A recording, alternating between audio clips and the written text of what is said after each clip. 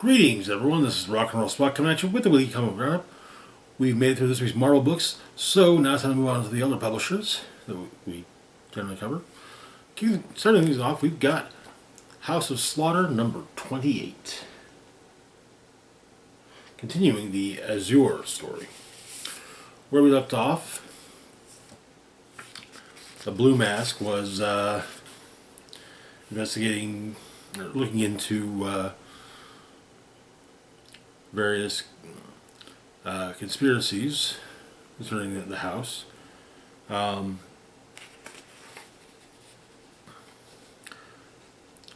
currently, the issue of it is he's currently looking into the number of white masks killed in the field.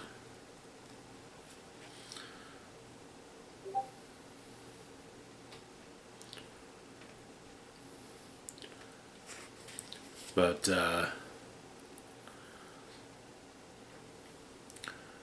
he's been looking into the recruitment numbers.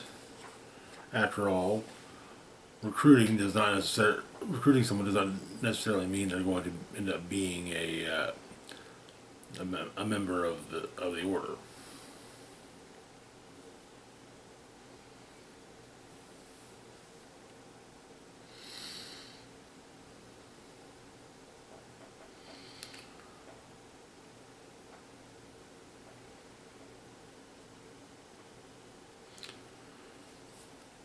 But then, of course, there's also the issue with the totems that everything seems to come back to.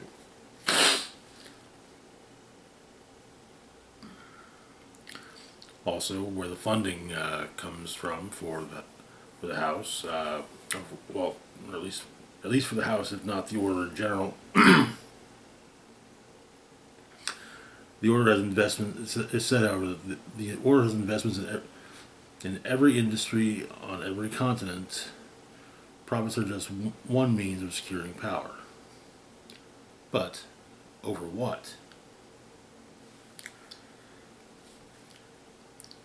Is all the money really funneled back into the order? Does it really cost that much to sustain its legacy?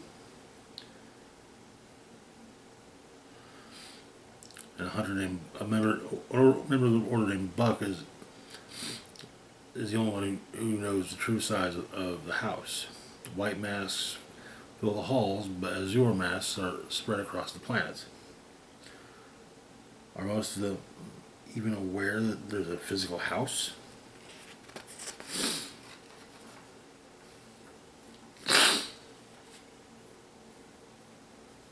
But looking into some documents,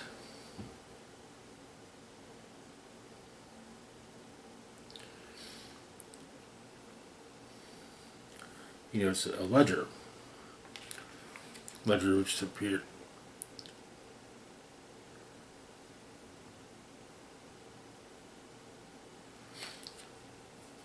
which has lists of white masks or alabaster masks.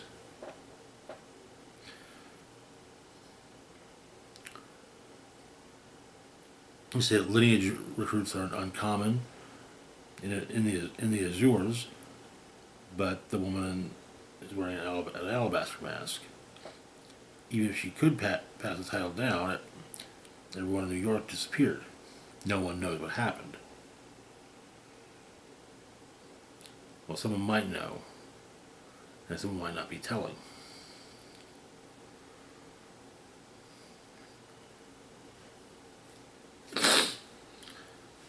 And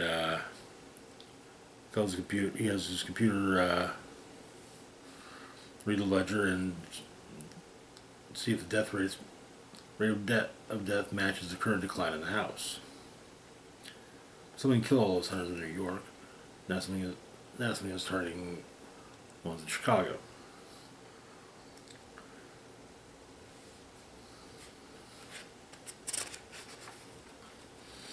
But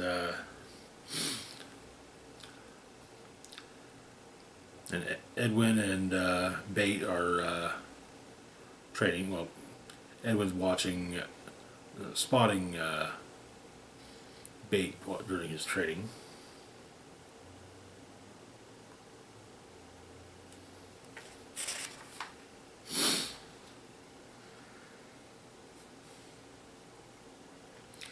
And it seems that as our Blue Mask gets closer to the truth,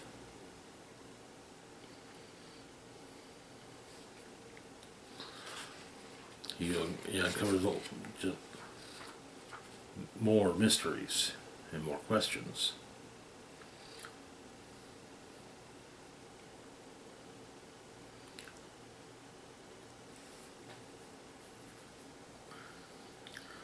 When it comes to the duplicated biomarkers, they've now been separately biomarked, and it can't be followed. But one is apparently in the White Hall.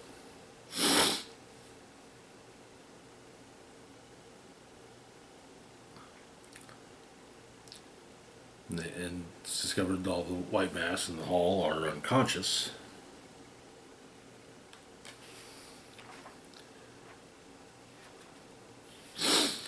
And it seems the question is answered of is there a monster in the house? Well, it seems that there's certainly a monster in the house at this point. And that is where the issue ends. Oh boy.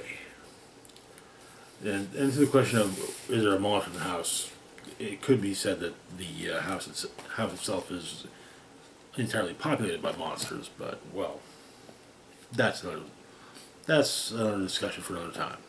Moving on, though, to our next book, we've got Blood Squad 7, number 5. Where we left off, the squad was little by little working towards their grand re-debut. The issue opens in a flashback to 1992. Apparently the Gang of Four has had kidnapped the vice president, and the squad saved him. Now in Sao Paulo, a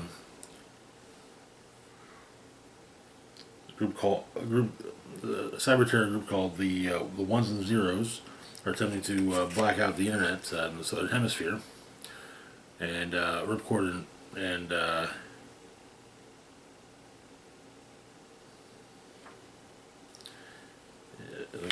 Infinity are dealing with them, and the explosive that they're going to detonate is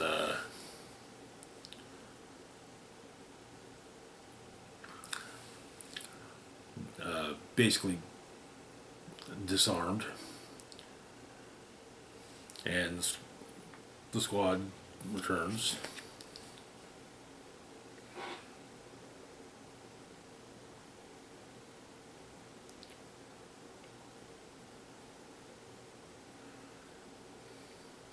And Infinity and her mother are constantly arguing about choices to the team. But Infinity asks a question: what is BloodCon? It's apparently a means of publicly debuting the team, as well as cashing in on nostalgia. But it seems that the Gang of Four is reunited and are torturing a superhero that's not a member of the Blood Squad, just a superhero named Blue Streak.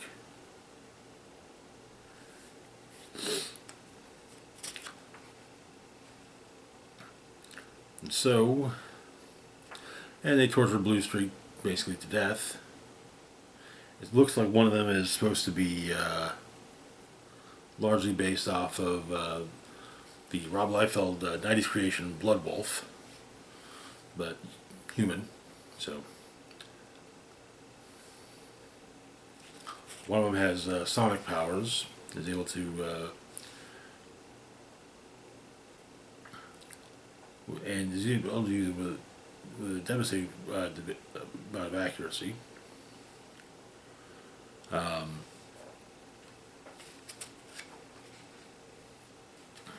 Man of War is being fixed up, but question remains: what does Man of War want? Does he want to be? But apparently, the Man of War is a major point of the relaunch. So, including a 6-part Netflix documentary. But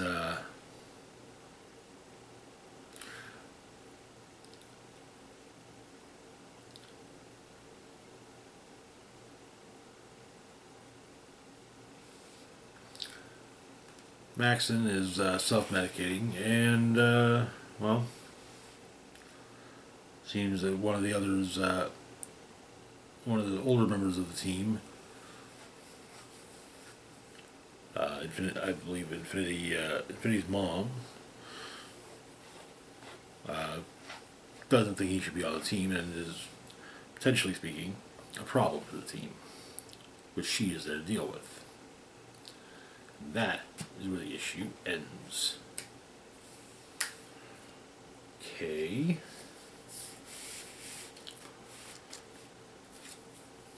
Be interesting to see the Gang of Four, as well as, well, basically, as well as BloodCon.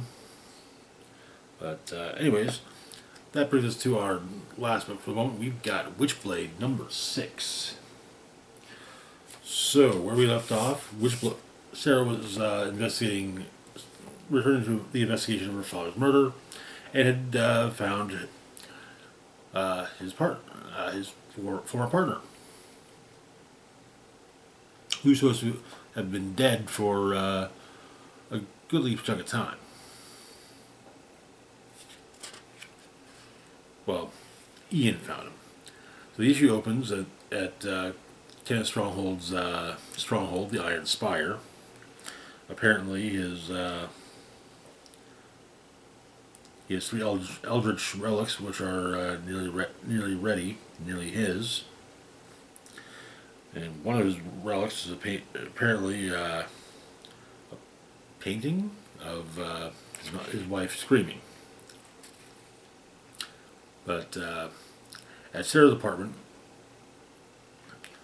she's talking to her father's partner, and apparently her father had a sickle key, which he entrusted to his partner shortly before his death.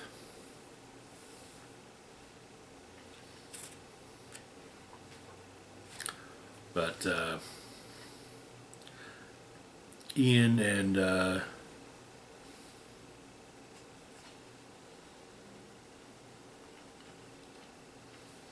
Sarah's partner have a chat.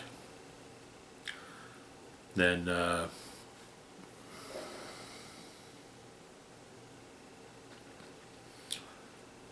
oil that was in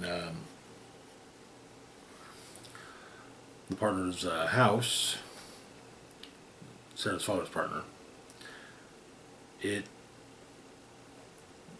spreads from him while Sarah and Ian are arguing.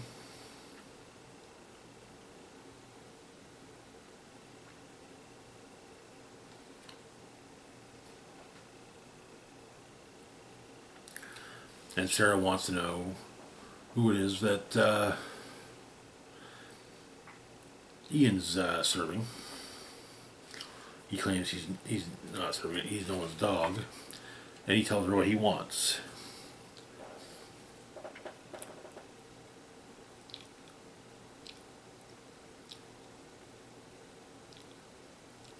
He wants to be her knight in shining armor, the first one to swear at her throne and all the benefits that entails.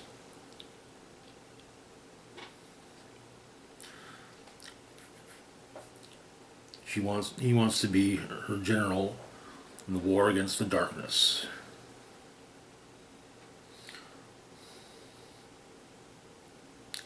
And what helps her helps him. And Ian tells her that the sickle key that her father's partner had is blood-locked. The sickle key can be used on any locked door. So Sarah uses it on the front door. Turns out he has a hidden study in from the sickle key. It's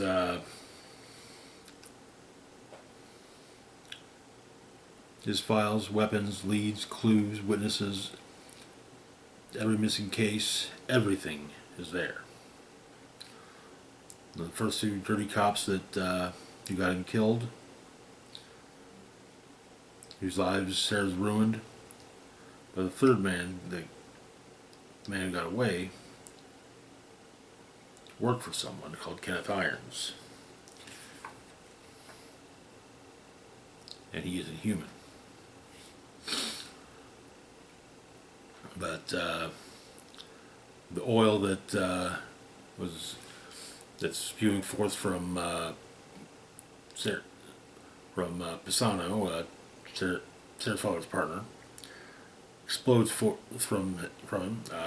It's apparently creosote larvae, and they've infested the entire building. Sarah reacts and uses the Witchblade, tells Ian to get everyone out,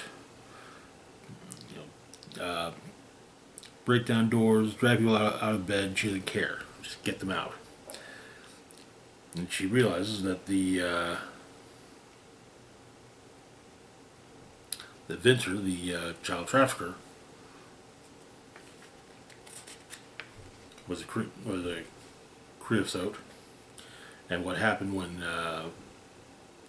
he left when she killed him in her apartment is creosote larvae. They've been trying, apparently, the creosote larvae have been trying to get into the hidden study, and well, Pisano couldn't do it because couldn't use the key because it doesn't, because he's not a member of Sarah's father's bloodline. But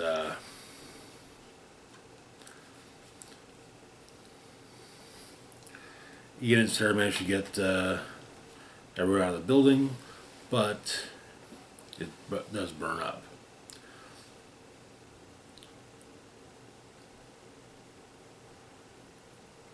The rain is keeping it from spreading, however. And so, the issue ends with Sarah demanding that Ian take her to Kenneth Irons. That is where the issue ends.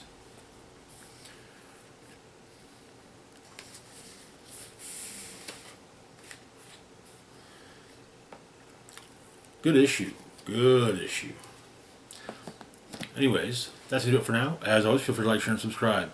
Links to my Facebook, Blue Sky, Instagram, Mastodon, Twitter, Patreon, PayPal can be found in the description box down below.